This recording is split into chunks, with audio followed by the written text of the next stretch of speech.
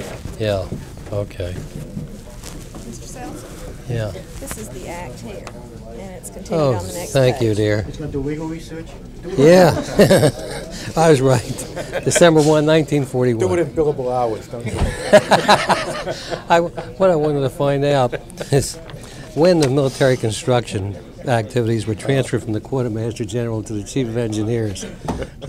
And I wanted the date. It was December 1, 1940. Last year, you may recall, when Manning did his portion of this program,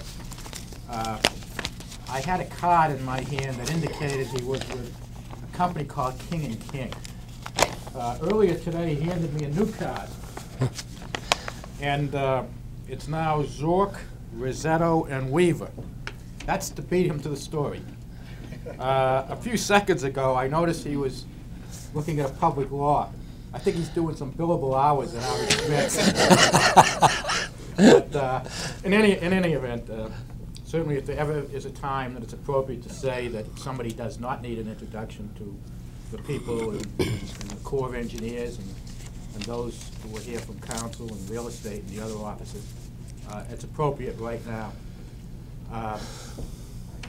I tell a story, and I would tell it again, that really since 1878, there have only been 4 people who have been thought of in any way as the top counsel in the Corps of Engineers.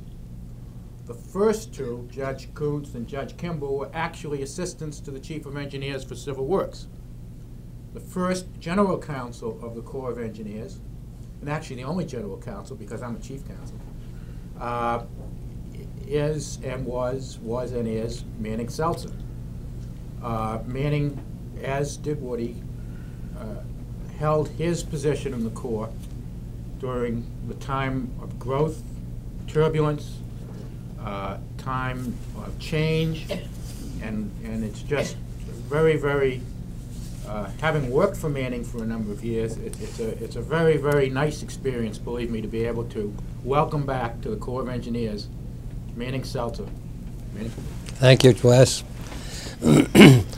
I appreciate the nice remarks you made about me, and I must say that I hope that you will extend the long chain that your predecessors have recorded here in the Corps of Engineers, because I know that what you've had to contribute since you're taking over the Chief Counsel's job has been very, very constructive and contributed much to the development within the Corps of its ultimate goals of attaining a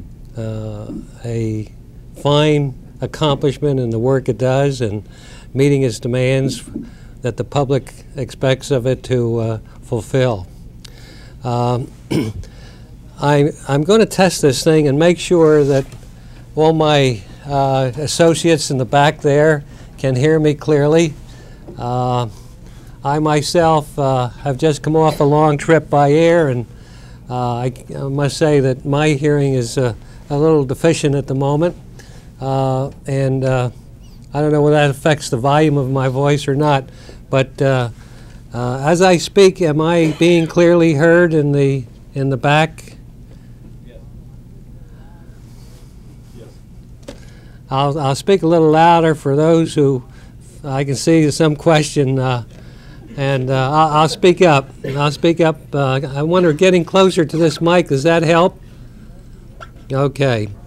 Well, last year we started to talk about the developments and growth of the legal organization in the Corps of Engineers, and I think that what I will do now is just recapitulate a few things and then go on to further developments.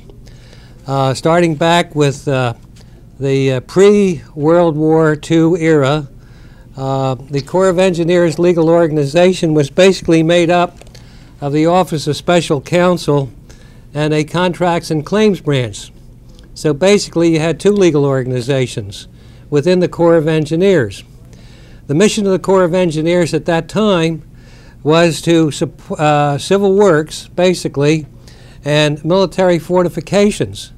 Now, I use the word military fortifications as words of art because general military work like post camps and stations and vertical buildings for manufacture of military hardware really fell under the jurisdiction of the Quartermaster General. If you were to ask me to explain the logic of why the Quartermaster General back in 1941-40 had responsibility for military construction generally, when they had a Corps of Engineers who was made up of the finest military people, engineers out of West Point, and whose organization was probably the oldest of the military establishment, I defy reason or logic to explain why it all came about. But as events will develop, that situation changed.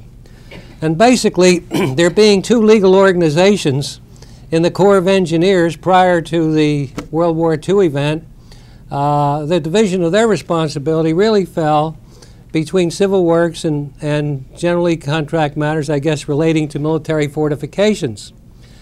With respect to the Office of General Counsel, they were very active with respect to supporting civil works in their legislative programs and in the development of the reports that the Chief of Engineers had to present to the Congress in justification of any projects that he recommended, whereas the contracts and claims people were basically contract administration people.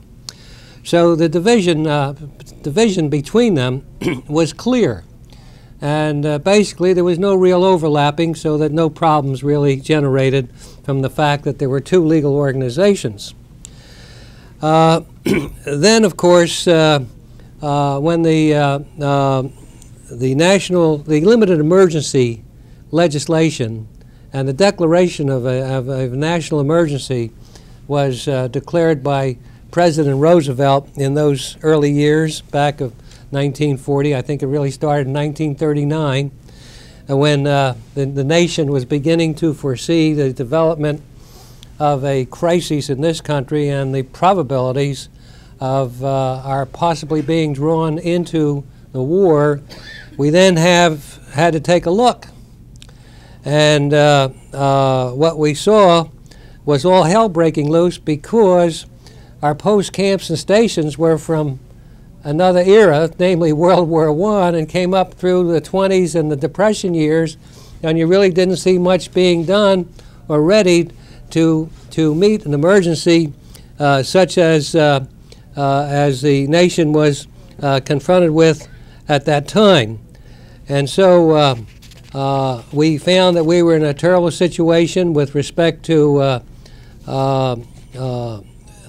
meeting the requirements of housing for draftees, and also we were equally short, to say the least, with respect to having the necessary military hardware, even to carry out the training of these recruits that were brought in at that time for training.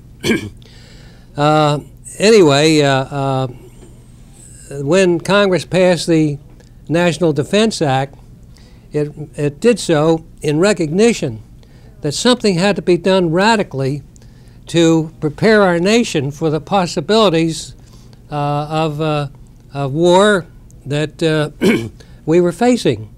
And consequently, Congress stepped in and granted authority under the National Defense Act to negotiate contracts to prepare our nation for the eventuality that unfortunately did take place. Now, at this point, the Quartermaster General had a legal section which was minuscule with respect to supporting the general construction activities.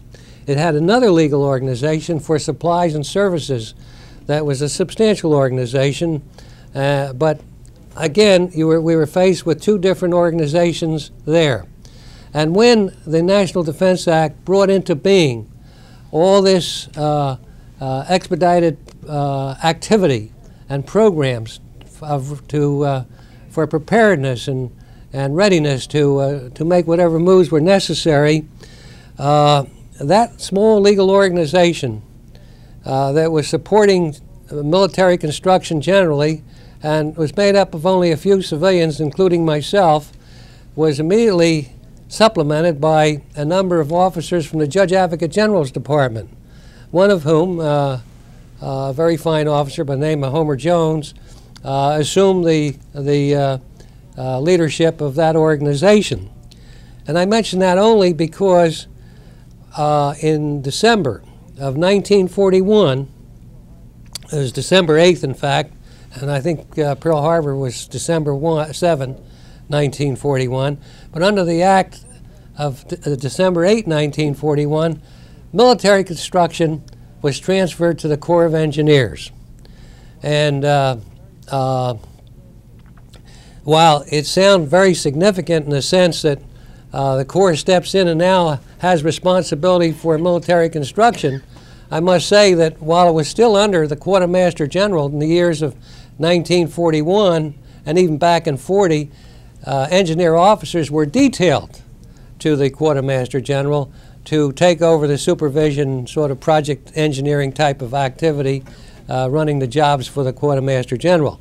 So when the Act transferred the activity to the Corps of Engineers, the legal organization that was supporting the military construction went with it. And so when the legal organization arrived in the Office of Chief of Engineers, it found its home in the Contracts and Claims branch of the Corps of Engineers, which is the basic legal organization for military fortification work. So with that merger, you still retain two distinct and separate legal organizations. Again, the Special Counsel, with respect to this jurisdiction and legislative matters pertaining to project reports and civil works, and Contracts and Claims for everything else. Now, the Contracts and Claims branch that came over from the Quartermaster at that time was a much larger organization than the then existing Contracts and Claims branch of the Corps of Engineers. And so the leadership again fell into the hands of the Judge Advocate General, the same people coming over to head up that organization. So basically you had two separate organizations, but with a senior JAG officer heading up the legal organization, you might say 2.5. Why? Because that JAG officer was given his efficiency reports by the Judge Advocate General, and consequently he had to report to the Judge Advocate General, and therefore he was reporting to two senior officials. At that time, of course, it was the Chief of Engineers and the Judge Advocate General. Now, interestingly enough, I might point out to you the legal organization of the Corps of Engineers prior to that time was reporting not necessarily to the Chief of Engineers, but to the executive, at least as far as the Contracts and Claims branch was concerned. And in the field, the district offices and division offices, the legal organizations were reporting to the chief clerk, because back in those days, the Corps structure called for a chief clerk, the shades of Leo Cohen, when we had the chief clerks. And they reported that way. But of course, with the change in the emergency situation and the war coming in, that all changed. And of course, the Contracts and Claims branch took its proper place in a sense of responsibility to report to the senior officer, to wit, the Chief of Engineers, and to support all the elements of the Chief of Engineers as indicated, except again in the areas of the Special Counsel's jurisdiction. So that merger that took place brought military construction into its proper frame, and at the same time it strengthened the organizational structure of the legal department, namely the Contracts and Claims. And in effect, it had a very important impact. For one thing, since we're in a critical period at that time, civil works, and I think Woody Burge pointed this out during his talk, had to be decreased and practically stopped. Well, what I call it, they were mothballed. They had to be put into a state of suspension because they no longer were basically involved in military work and with national defense priorities and wartime priorities under the First War Powers Act for materials and other services. The only civil works that could survive were those which were related to national defense. For example, if it was important to dredge the Mississippi River so that ships could carry ammunition from some manufacturing plant, we'll say along the Mississippi around St. Louis or somewhere, down into the Gulf and out, well then dredging the Mississippi, which was so essential to transportation, was an essential national defense project, and they survived. But the fact that they survived threw them under the Contracts and Claims branch, because they now had to operate with material allocations and priorities and everything else, which really took it far beyond what the special counsel was doing in connection with the legislative programs. So that was really the first real entrance on the part of Contracts and Claims into civil works activities. Then I guess the corollary of that proposition was the expansion of the Contracts and Claims branch. And of course, during the period of the war, with civil works being practically down to such a insignificant level, special counsel's office was largely, well, its activity was substantially reduced as well. Now, the fact of the matter, here we are, big Contracts and Claims branch, and basically, where are we? Well, we had to start getting things done. And what did we face? Well, for one thing, we did not have any FAR, and we didn't have any DAR, and we didn't have any ASPR, and we didn't have any Army procurement procedures to worry about. But we did have Army regulations. And Army regulations were basically pointed to peacetime operations, carrying through the post-World War I period to where we were today. And obviously, they could not survive, or we couldn't survive and get the job done. It had to be done. So consequently, at meetings with the Assistant Secretary on procurement, he didn't have the word procurement in those days, but a very important Assistant Secretary, I had a meeting with him, several of us, and said, what are we going to do? He said, very simple. We'll suspend all the Army regulations in one sentence. That's it. And then we'll do what we have to do. And we did it because Congress having given us broad powers to negotiate. Our theme was negotiate and don't advertise unless we give you permission to do it, because we had time frames. We had men who were being recruited, and they had to go into camps, and the camps weren't ready to take them. We had to hand out contracts, signed, but not even filled in except the site where a contractor was going to go to either to build a camp or rehabilitate an old camp. And that's the way we had to operate. And so our mission was, in a sense, unique, because we were in construction. As far as the rest of the Army was concerned, they were in supply. The quartermaster was supply. The transportation department, ordnance, all of them, transportation equipment, ordnance, hardware, signal corps, communications, all functional, service, supply. But here we were out on the side here, construction, and we felt we were unique, and I think we were, because construction, we felt, was very different from the usual rules that had to be applied for the procurement of supplies.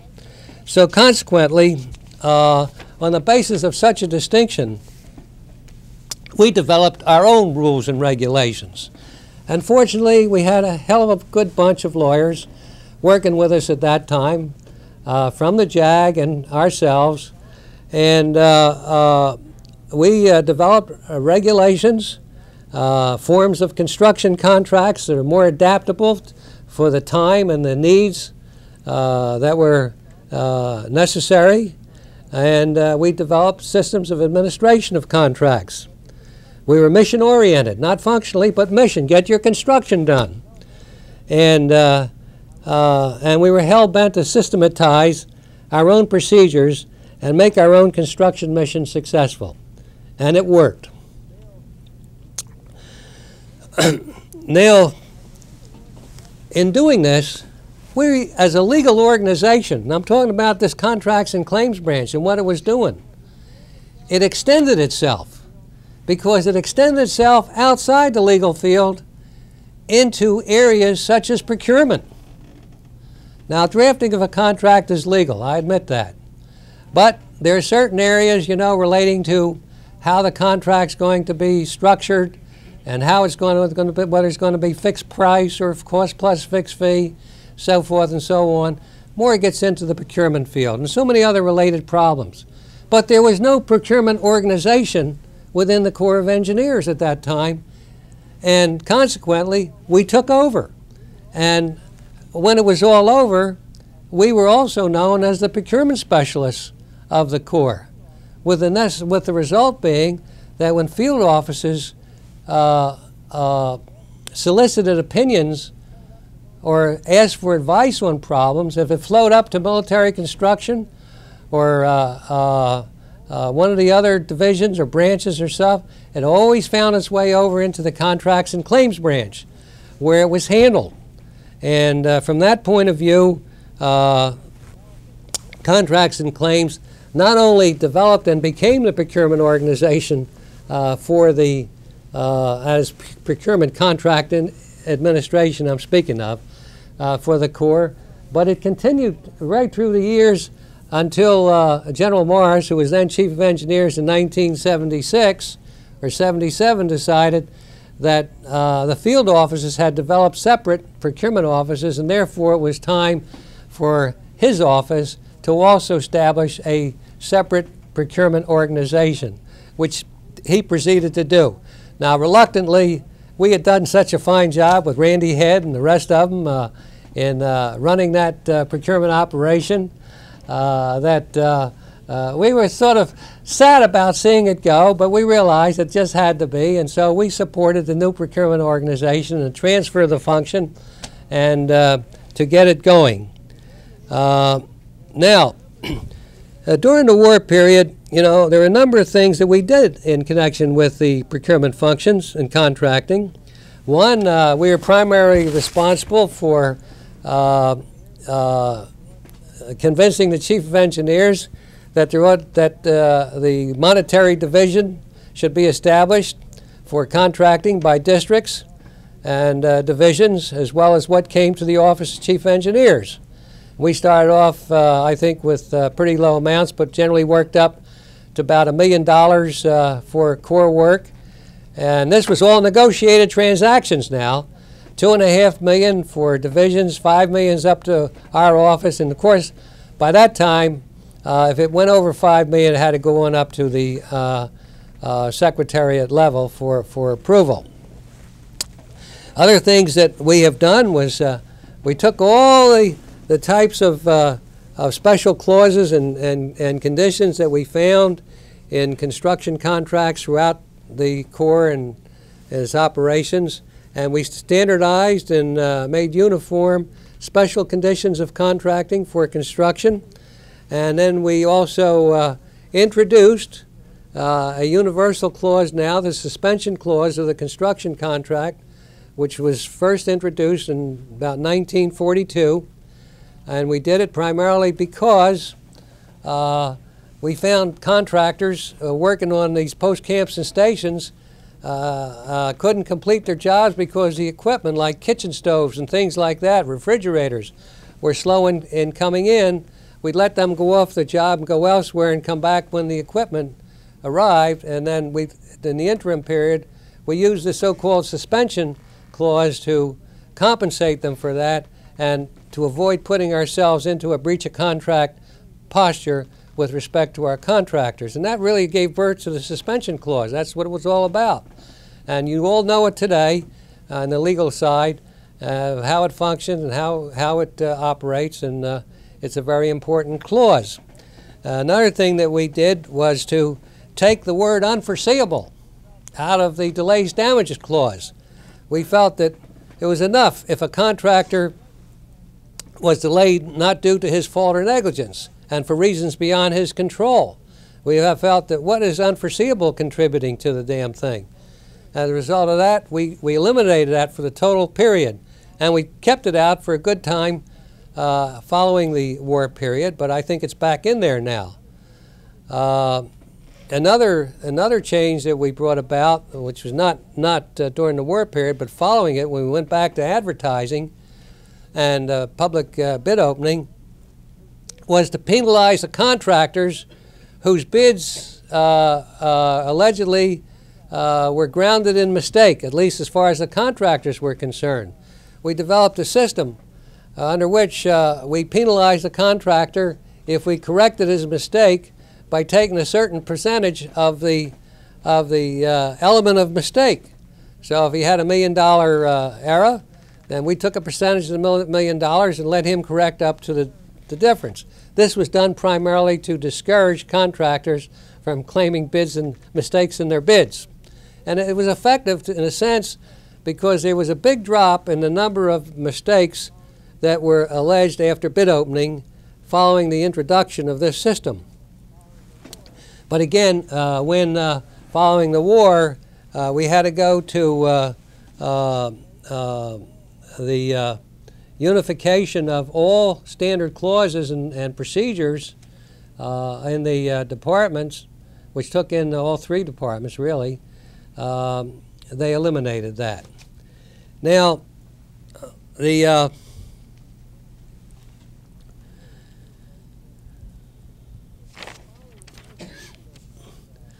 now following the termination of the war, we found ourselves in the position we were phasing down.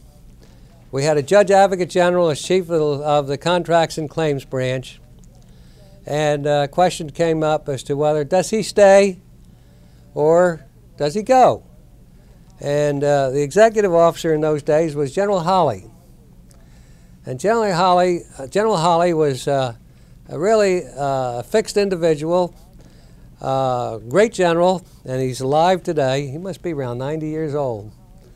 And General Holly, who was then executive officer, chief engineers, said, no, we're going to put an engineer officer in, consistent with the policy of the Corps that only officers shall be heads of divisions and branches. And consequently, he also felt that those officers should all be engineer officers. So as a result of that go around, the JAG went back to the Judge Advocate's Department, and a new engineer officer came in. And so from 1945, termination of the war, until 1956, an engineer officer headed up the contract and claims branch of the Corps of Engineers. Then in 1956, General Itchner, who was then the chief of engineers, decided that the legal division should be headed by an attorney, and much to my good fortune, he selected me as his counsel. And with that, I became the general counsel of the Corps, because as long as I'd taken the job, I said I want to get rid of the contracts and claims title. I didn't think that was appropriate for a legal organization. And so all was agreeable, and we then called ourselves my office. I was general counsel. The chief of legal in the division was division counsel, and the district attorney who headed the legal in the district was a district counsel. And that worked very well until one year a general counsel of the Army decided that that was in conflict with his title. As a result of which, he said, you shall become chief counsel, and he would retain his title as general counsel. And of course, I couldn't argue that one. So I then became chief counsel, and it flowed all the way down to divisions and districts as chief counsel, division, district, and chief counsel here, and that's the title you presently hold today. As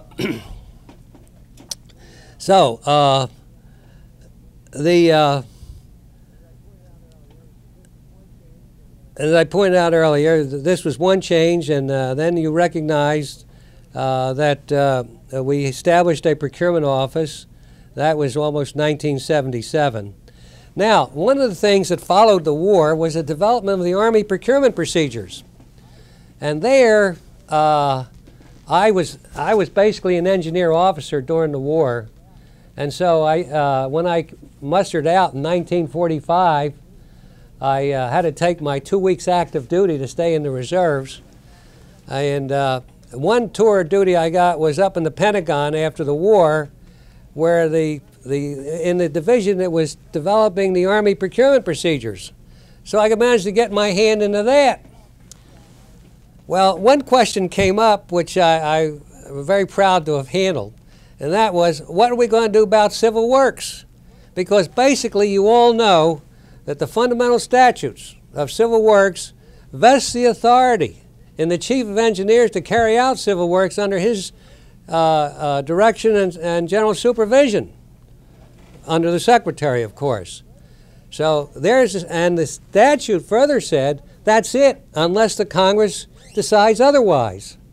So using that as my justification for excluding civil works from the Army procurement procedures, I argued it should not be in there except as to substantive matters. Everybody's bound by substantive matters.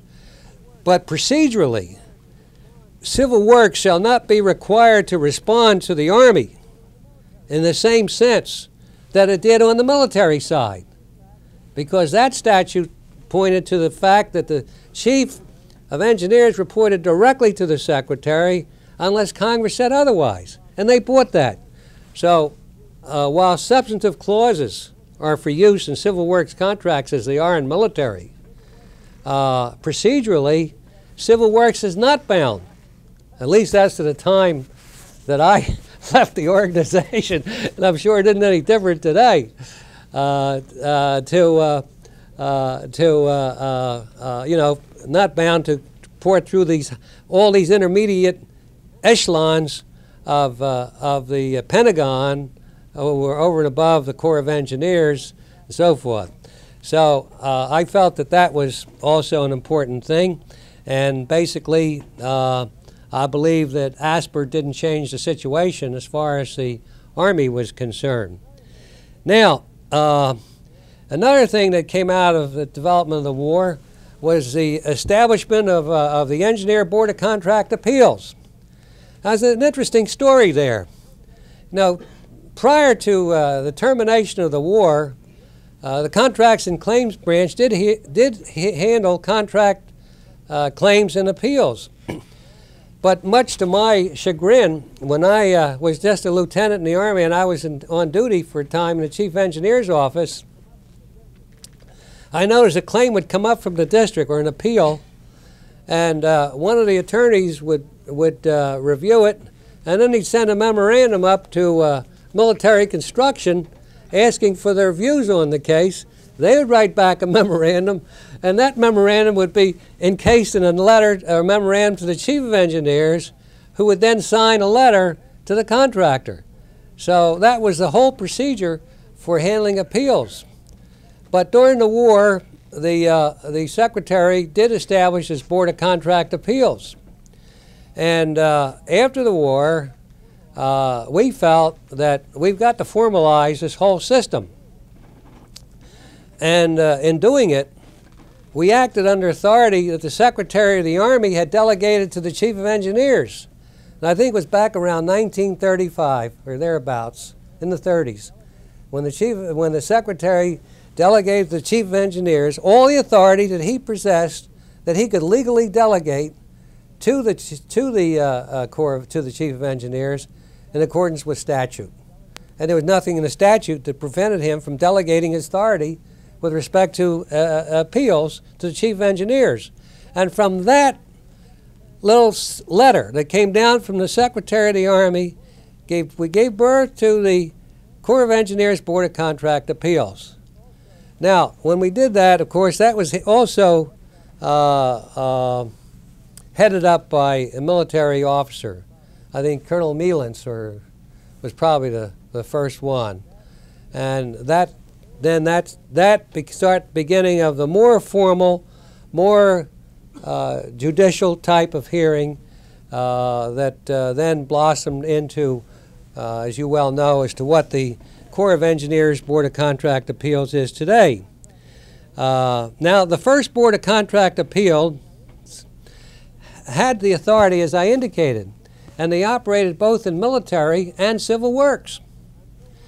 Until one day, the Army Board of Contract Appeals stepped into the picture and wanted to take military work away. At that time, General Brannan, who was then the Judge Advocate General of the Army, and a very dear and warm friend of mine, called me over and said, "Manning," he said, "how are we going to resolve this?" Well, I knew the Army Board of Contract Appeals wasn't going to be content solely to have us handle all that construction work and they not have any. I said, well, let's let the Corps Board be an intermediate board, and the Army Board the final appellate board. In short, he agreed, and that meant that contractors had 2 bites of the apple. That was on military works only. And consequently, if the appeal was taken to the engineer board, as it would, and the contractor lost in his appeal, he would then proceed de novo to the Army Board of Contract Appeals. And that went on for some time. Now, with respect to civil works, they continue to function as the sole administrative board. Then, of course, when the 3 boards were consolidated into the Armed Services Board, during that period, the whole situation changed. And the move was made at that point to defrock the Corps of Engineers Board entirely. And we opposed this, but we had to pay a price for it. And the price we paid was to give up military construction, but retain jurisdiction over civil works. And that's the rules as it's practiced today. So if you wonder why military construction goes to the Armed Services Board, civil works goes to the Engineer Board, you can understand the difference between civil works, again, and the authority of the Chief of Engineers with respect to civil works played a very important part in our being able to retain our jurisdiction over appeals on civil works contracts.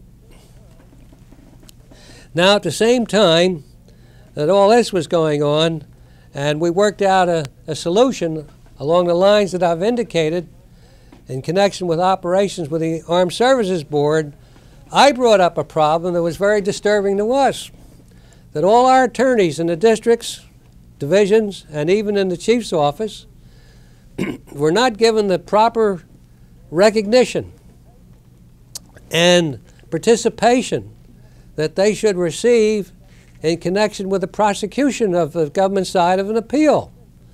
As the old system worked, the lawyers in the Corps who were thoroughly familiar with the cases and handled them and were advisors to the contracting officers and well equipped to take it from there in case an appeal arose, didn't have the authority to do so. They had to come up, and the Judge Advocate General, who had the responsibility, acting as chief trial attorney to the boards, took over that responsibility for trial of the case. That meant our people had to come up to the Pentagon, brief the judge advocate was going to try the case, and they would be in a secondary position. Well, I came out well on that one, and it was agreed that Corps attorneys could try their own cases. The only concession I had to make was that the chief trial attorney for the government and before the Armed Services Board, the judge advocate, wanted to have his name on as the chief trial attorney on the briefs and other documents, of which I had no objection, so long as the attorney in the Corps, who was equipped and qualified to try the case, was permitted to do so. And that's the system that was established. So I felt that was a concession that was a marked gain for Corps attorneys, and I guess it's still working today. Now, there are other programs that I could mention to you. I wonder how many of you realize what an important role and how broad and extensive has been the participation of the Corps of Engineers in overseas programs. Just to mention a few of the countries that I've just penciled here while I was waiting to go on. We have Greenland, which was responsible to Denmark, and we used to travel quite a bit back and forth in the work we were doing there. Iceland, Newfoundland, Morocco, Tripoli, Saudi Arabia, Israel, Italy, Germany, Korea, China, that's nationalist China, Iran, Turkey, and I'm sure there are other countries that I have not mentioned to you. Over the years, since the war, I was looking at Judge Burns. I can't help but think of Somali. And I know he's thinking right now of Somali. Do you mind if I tell that story? Why not? All right. Don't look so much. Judge Burns and I were sent over to Somali on behalf of a contractor who basically had suffered a very substantial loss in the performance of his contract. And when we were there, we learned that Somali was what was it, hay fever country? Not hay fever, no, but what? Some kind of fever. Yellow fever, I think. And you had to take all kinds of pills and watch yourself. And then apart from the sensitivity of the environment, there was also a war going on between Somalia and Ethiopia. Now, we were there for a couple of weeks. I think it must have been about 8 or 10 days at least. And we decided that rather than go back by the way we came, we would charter an airplane and fly from Kismayo, which is a little township in which we were staying, in which this project was being built, and fly into Kenya. And that's, we had chartered an aircraft which flew from Kenya to pick us up and brought us back there. Unfortunately, the pilot brought us back into a back door where we didn't have to go through immigration. And we entered the country without our passports being stamped or anything. And so we stayed for a few days while Judge Burns went hunting for lions and tigers, and and I was doing something else. But anyway, we were there more than 48 hours, and so on our departure from Kenya, Nairobi, we had to go through customs, show our airport, and have our visa stamp. And Judge Burns was in front of me, and the inspector looked at his passport and said, "Hey, I don't see where you came into the country. And under our law, if you're here more than 48 hours, you report to the police." So it looked to me like he was going to hold us. And facetiously, of course, I said to him, "Well, look, if you're going to hold us, why don't you hold Judge Burns as security and let us go on through? But he never got over that one. Anyway, in a more serious vein, I would have never left him. He would have seen to that. Anyway, it was quite an experience.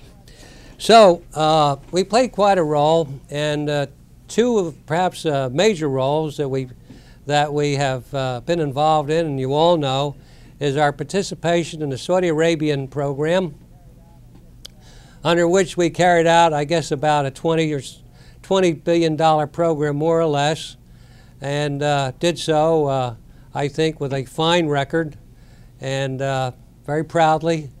And as the chief of engineer said when we went into the country, we'll work ourselves out of the country, and that's exactly what they have done. So a great deal of credit is due to the organizations of the Corps that were in Saudi Arabia and Winchester, Virginia, that have carried out this program.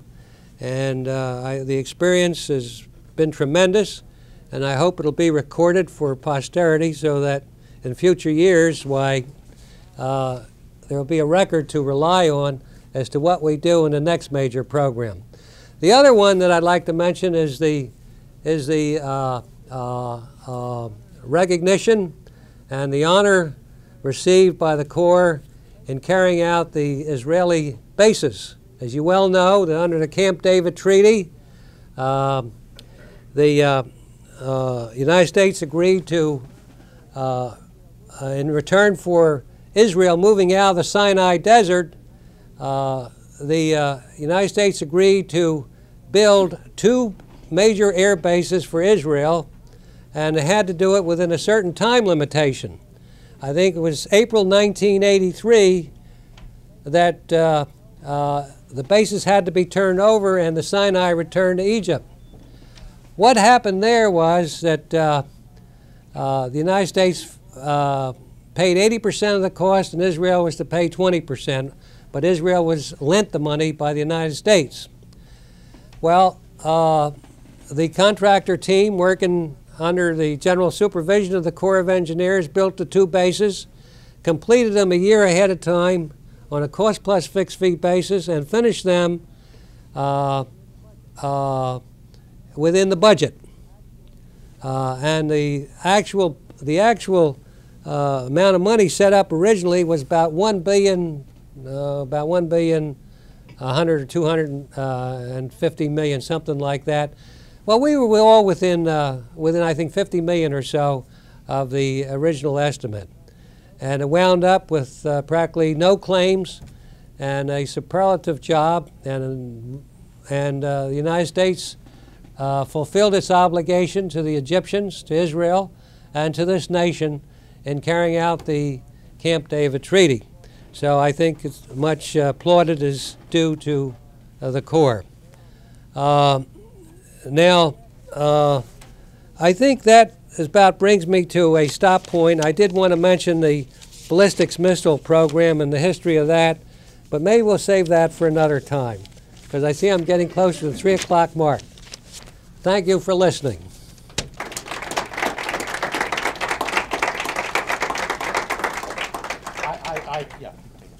I think it's kind of interesting that in listening to Manning, and again, just like Woody, there's so much to tell in a short period of time to tell it in. I think it's kind of interesting that in the last story Manning told about Israel, he's so wrapped up in the Corps that he forgot that he was really representing the contractors during that period of time, and not the Corps of Engineers. Yeah. But nevertheless, it's one story. Well, that shows you teamwork. But again, we are very, very enjoyed Manning and Woody, and we thank both of you. And I hope we have more and more of these things. Thank you very much. Thank you all for coming. And again, we hope to have more of these. Thank you, Les.